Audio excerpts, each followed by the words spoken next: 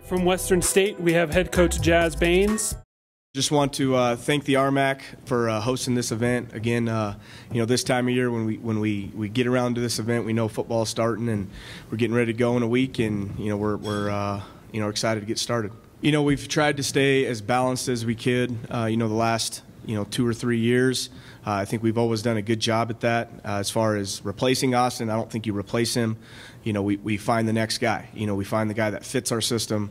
They can go out, and hopefully we can find a 30 carry back this fall. If we don't, we'll find guys that can fill that void with different things that they're capable of doing. But as far as replacing him, I don't think you replace him.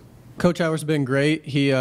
When he came in, he really changed the culture of the defense, and just his demeanor has really influenced everybody else on the defense, and it's kind of made us take pride in what we do. Everything is about going 100 miles an hour and taking pride and just working and playing as hard as possible, and if we all do that together, then we'll be all right. As far as Coach Auer, obviously he's been around the league for a long time. I wouldn't say he does anything spectacular. It's just what he believes in, he hangs his hat on, and he beats it India. And that's the best way I can explain it. I mean, kids buy in, and that's what our guys did. Our players bought in last year, and there's a handful of things that he believes in, and he gets them to play hard. That's one thing that's very evident, not only with us last year, but any team that you've seen Coach Auer coach in the past. So it's the same. We lost 30 seniors roughly.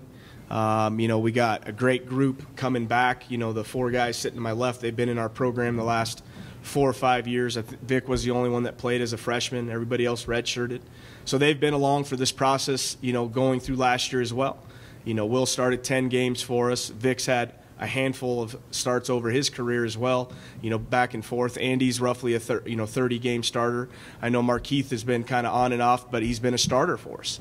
So they've been a part of this process the whole time. They were part of the buy-in, the culture that we were trying to create. They were a big part of moving forward, and hopefully they can continue to do that.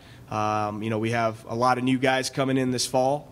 Roughly about 60 new players. So we got a lot of guys that got to, they're going to have to do a good job teaching along with our coaches as far as how we play Mountaineer football.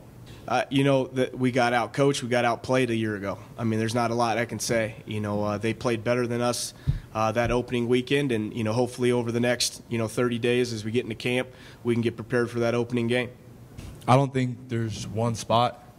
I think it's just the whole offense now. We got we lost Eckler, so now it's just the whole offense. The play calling is going to be more aggressive, and I feel like it's going to be spread out more. The ball's going to be shared. The ball's going to be given to our playmakers, and it's going to be fun. The whole offense needs to buy together as a team, and that's what we've been working on this past spring. That's what we've been working on all summer, is just working together, everyone just doing their job and getting the job done.